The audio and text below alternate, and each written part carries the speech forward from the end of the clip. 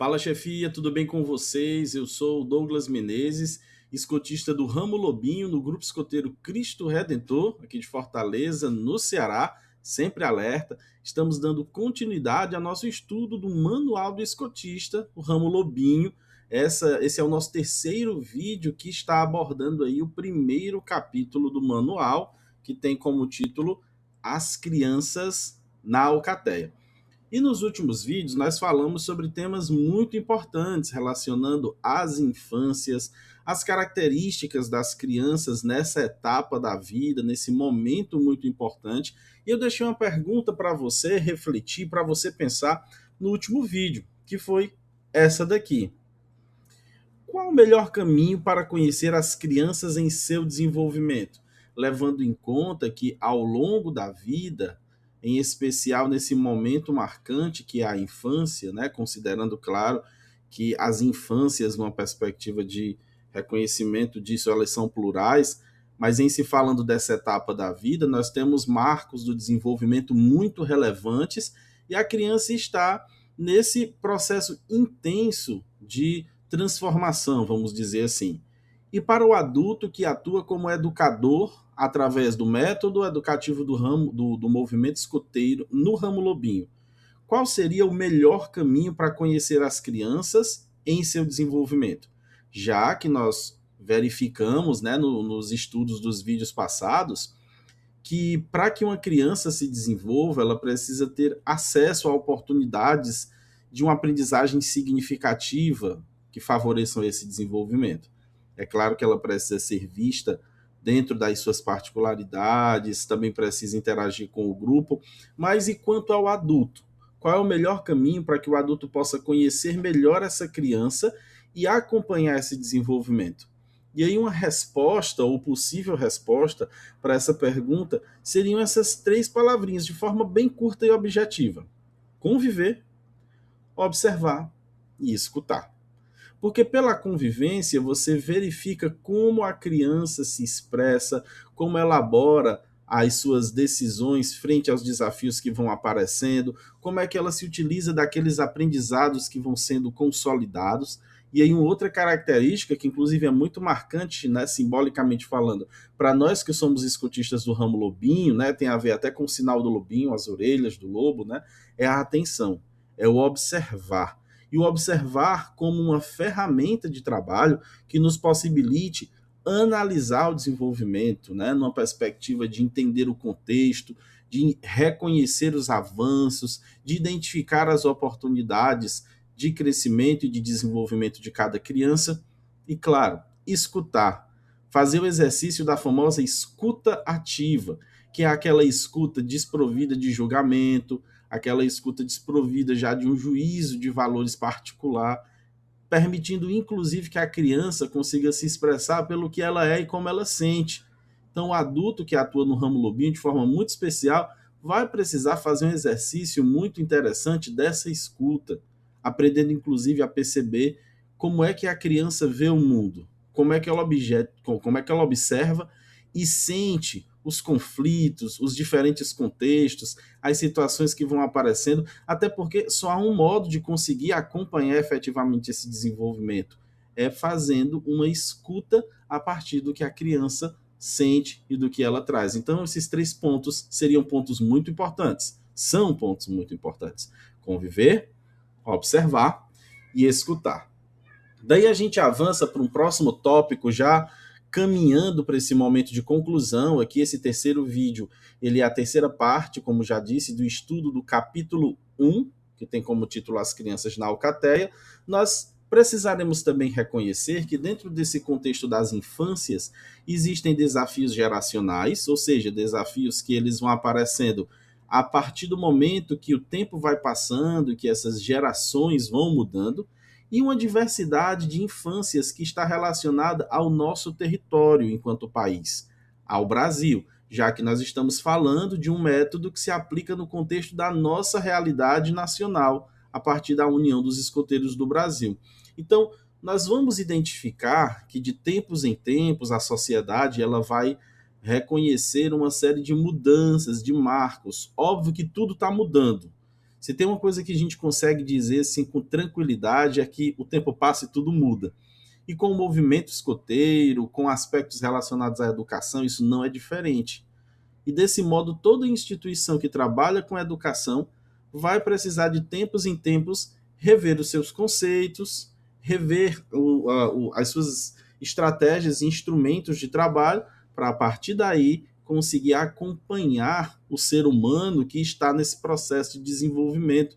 Até porque, se a gente parar e considerar, muitas tecnologias que influenciam fortemente a nossa vida nos dias de hoje não existiam há 10, 20, 30 anos atrás. Então, de lá para cá, algumas mudanças bem impactantes, elas passaram a mudar a forma como nós vivemos, como nós nos relacionamos, como nós entendemos a vida e damos sentido às coisas. E desse modo, olhando em especial para o ramo lobinho, nós vamos considerar primeiro, isso é um ponto que já foi fartamente trabalhado lá no primeiro vídeo, que nós temos uma diversidade de infâncias no território nacional. As crianças que vivem no Brasil não vivem uma mesma infância. Nós temos diferenças regionais, e aí eu coloquei o apontadorzinho do mapa justamente sobre o Ceará, que é o estado de onde eu estou falando, mas nós temos crianças no sul, no sudeste, no norte, em todo o Brasil, que vão estar imersas em contextos distintos.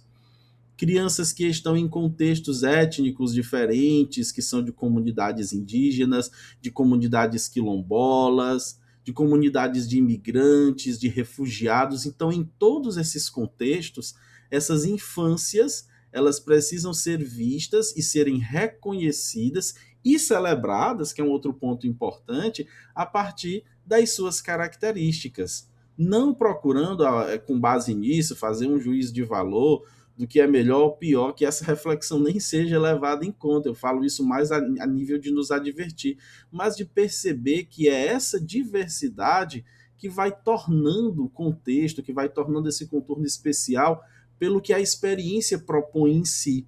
Então, a partir do momento que nós admitimos que existe uma diversidade de infâncias no território nacional, nós não podemos, de forma alguma, olhar para as crianças entendendo que ali todas têm a mesma idade ou idades próximas, então todas elas veem o mundo se desenvolvem do mesmo jeito. Às vezes, até no mesmo contexto local, na mesma unidade escoteira local, no mesmo grupo, nós temos crianças que advêm de realidade socioeconômica, de realidade de composição familiar, de vinculação religiosa, de diferentes grupos, que acabam enriquecendo essa experiência por meio dessas diferenças. E além disso, nós temos um outro ponto importante, que são as características geracionais, ou seja, como eu falei agora há pouco, a cada época nós temos marcos, nós temos implementações e inovações que acabam tornando diferente o convívio daquela geração com o grupo, com o coletivo e também com as individualidades. Na geração mais recente, o que nós temos percebido é um forte impacto da imersão tecnológica. Cada vez mais cedo, crianças e adolescentes têm tido contato com as tecnologias. E aí a gente abre um parêntese aqui muito importante para considerar que as ferramentas tecnológicas trazem ganhos extraordinários para a vida humana. Isso é inquestionável. Mas como qualquer ferramenta humana, elas precisam ser observadas de forma crítica para que elas cumpram o seu papel para o desenvolvimento da sociedade. E hoje, por meio de estudos, por meio de pesquisas, muitos estudiosos das infâncias e também de outras áreas correlatas já dão conta de informar que o mau uso das tecnologias pode acabar trazendo prejuízos no desenvolvimento de crianças e adolescentes. Por isso, um ponto importante é reconhecer qual é o potencial de ação, qual é o potencial de transformação dessas tecnologias e um processo de educação para que as tecnologias possam ser implementadas, possam ser usadas no dia a dia de forma coerente, de forma consciente, respeitando, sobretudo, o olhar dos especialistas dessa área. Então, a implementação tecnológica é uma realidade, por mais que muitas pessoas resistam, mas é um fato. E um outro aspecto também muito importante nesse contexto é o acesso rápido à informação. Cada vez mais, hoje, a informação ela flui e ela chega rápido aos diferentes lugares. O que, por um lado, traz um aspecto positivo, né, que a maior disseminação de informação para alguns contextos ela acelera esse processo de tomada de conhecimento de alguns fatos, né? Ela favorece que a população, de uma maneira geral, possa estar bem informada, mas, de outro lado, ela também traz alguns aspectos sensíveis que nós vamos observar que isso toca muito de perto às crianças. Como a criança ainda não tem essa maturidade de fazer uma leitura crítica de muitas dessas informações, esse uso das tecnologias sem o devido preparo, sem a devida supervisão por um adulto, né, de forma crítica, ela pode acabar trazendo alguns impactos negativos nesse processo de desenvolvimento, como a gente vai colocar mais adiante. Mas o que a gente quer colocar aqui nesse primeiro momento é, sobretudo, que a imersão tecnológica e o acesso rápido à informação são características, são marcos geracionais desse momento que nós temos vivido. Então, diante de tudo isso, o que é que nós passamos a reconhecer? Que os desafios mudam. Alguns desafios que nós enfrentamos hoje nos nossos grupos escoteiros, na nossa alcateia, eles não existiam em gerações anteriores. Por quê? Porque aquela sociedade tinha outros marcos geracionais que foram se alterando com o passar do tempo. E é com a perspicácia, com a sensibilidade de olhar para o mundo e olhar para a alcateia, olhando para as crianças e fazendo esse link, percebermos que, como educadores, nós somos mobilizadores de oportunidades. Por isso que insistimos em dizer que as crianças são únicas e as infâncias são plurais. Desse modo, quais são os desafios que se apresentam no contexto da infância ou das infâncias em vista da implementação tecnológica, né? Alguns pontos que nós podemos destacar aqui são, por exemplo, o excesso de estímulos. Hoje, desde cedo, crianças já utilizam telas, smartphones, tablets ou smart TVs, e os especialistas têm apontado que o cérebro infantil ele é muito vulnerável ao excesso de estímulos. Esse excesso de estímulos ele pode acabar comprometendo o desenvolvimento do cérebro infantil e acabar trazendo impactos para o desenvolvimento da criança como um todo, inclusive ao longo da vida, marcando aí algumas consequências como a ansiedade ou como comportamentos relacionados à irritação, a maior irritabilidade, em vista de um excesso de estímulos, principalmente estímulos visuais, estímulos sonoros, que serão produzidos pela interação com as telas. Então, é uma realidade que hoje nós temos crianças que são mais excessivamente estimuladas. Outro ponto importante, como eu já comentei anteriormente, as crianças ainda não têm maturidade para filtrar conteúdos, então muito facilmente podem acessar informações impróprias e, além disso, informações falsas, que repassam informações que são inverídicas e que podem trazer consequências no dia a dia, que podem comprometer, inclusive, o processo de desenvolvimento, de amadurecimento dessa criança na perspectiva cognitiva, se não houver a devida orientação. E um ponto que também todos os escotistas que estamos falando do ano de 2026, né, mas que nesses últimos anos têm convivido, escutam muito as famílias falarem como é desafiador equilibrar o tempo de tela das crianças. As crianças vinculam-se muito facilmente às telas, são mídias que realmente cativam, né, que elas captam muito facilmente a atenção das crianças e muitas vezes vai de fato ser desafiador tirar essa criança de casa, tirar essa criança do videogame, tirar essa criança da TV, ou mesmo do próprio celular, né, do smartphone, que é uma ferramenta assim tão presente na vida de crianças, adolescentes e das famílias como um todo, para que ela possa ter contato com experiências que sejam fortemente significativas para a sua formação como um todo, como as experiências ao ar livre que o próprio movimento escoteiro propõe na sua base educacional. Então, equilibrar o tempo de tela é um outro desafio. Aqui nós citamos de forma bem geral 3 desafios que marcam as características geracionais do momento em que nós vivemos. Então, o adulto que está como voluntário, que é educador no movimento escoteiro, e em especial aqui no Ramo Lobinho, hoje ele já reconhece que nós temos esses marcos como desafios para o diálogo no momento atual. E a partir daí, então, nós precisaremos articular a nossa capacidade de reflexão a partir do método educativo escoteiro para pensar estratégias que dialoguem com as necessidades presentes. A gente vai ter a oportunidade de explorar isso um pouco mais nos próximos tópicos. Desse modo, então, considerar as diferenças, já que falamos que as crianças não são iguais e as infâncias são plurais, é um valor muito importante para o educador do movimento escoteiro. Por quê? Porque é considerando as diferenças que nós vamos garantir oportunidades de desenvolvimento. Se nós partimos do ponto, se nós partimos da reflexão de que todos esses indivíduos são iguais, que eles têm as mesmas observações, que eles partem do mesmo campo de percepção, nós com certeza em algum momento vamos deixar de considerar as necessidades de desenvolvimento de alguém. E aí, naturalmente, esse processo ele não é um processo de desenvolvimento que dá garantias para que todas as crianças se desenvolvam e aprendam. É nesse momento que a gente faz uma distinção entre a ideia de igualdade e de equidade, porque a igualdade preconiza que todos partem do mesmo lugar, todos partem do mesmo ponto.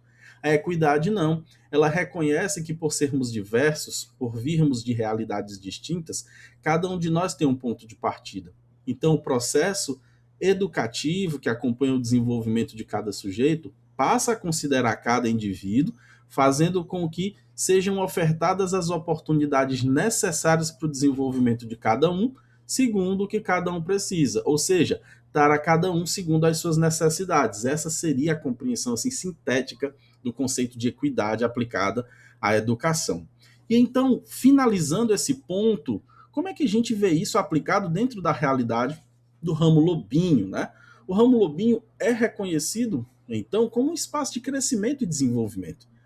Os nossos, né, alvos, digamos assim, né, mas as crianças que estão envolvidas ali dentro da realidade, desculpem, das atividades do ramo lobinho, elas estão em um franco processo de crescimento e desenvolvimento, como a gente já viu.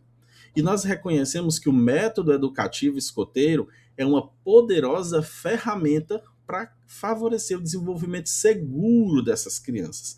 Seguro em muitos sentidos, seguro do ponto de vista da integridade, mas também seguro do ponto de vista emocional, do ponto de vista da inclusão, essa segurança que inclusive alcança a criança nas diferentes dimensões da sua compreensão. E claro, permite um maior contato com ambientes ao ar livre, que é uma marca característica do movimento escoteiro e que acaba sendo um ativo de grande valor, tendo em vista a vida contemporânea, que acaba sendo extremamente conectada, que acaba sendo muito roubada, muito retirada pelo contato excessivo com as telas. E isso é feito dentro do movimento escoteiro, em especial com a equipe de adultos capacitados para conduzir esses momentos. Então, de modo geral, o que é que a gente pode dizer que a criança vai ter a oportunidade de viver na Alcateia? Ela vai viver aventuras, ela vai estar em maior contato com a natureza, vai fazer amigos, muitos amigos, vai desenvolver o respeito, principalmente por meio de uma compreensão que vai sendo elaborada a partir de vivências, de atividades, não porque alguém disse, mas porque esse respeito está sendo construído a partir das experiências.